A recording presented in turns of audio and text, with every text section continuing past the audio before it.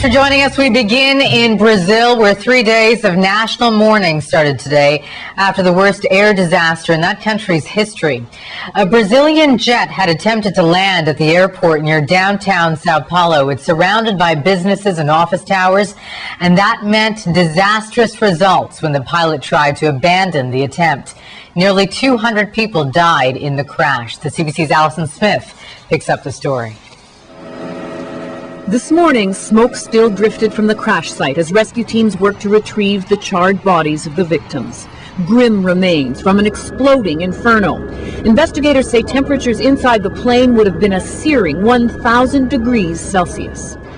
It was raining when the Airbus 320 tried to land. The pilot, apparently aware he wasn't going to make it, tried to abort. Accelerated, pulled up, cleared a fence and highway at the end of the runway, then crashed into a busy cargo depot and a neighboring gas station. Inside the terminal, awaiting families were frantic for information. "It's our family here," this man shouted.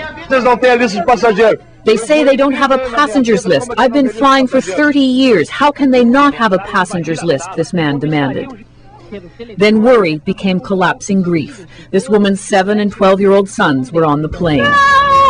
Congonhas is the busiest airport in Brazil, popular, heavily traveled, a convenient downtown location amid the skyscrapers of South America's biggest city.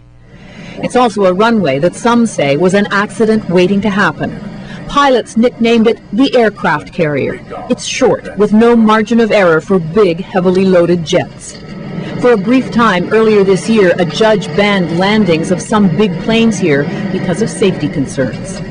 The runway was recently resurfaced, and there was more work to be done. The surface had no grooves. Without that, you can have a very slick surface. Again, I'll make the comparison to a road or a highway where you can have a thin layer of water on a highway or road or a runway, and you have the potential for hydroplaning.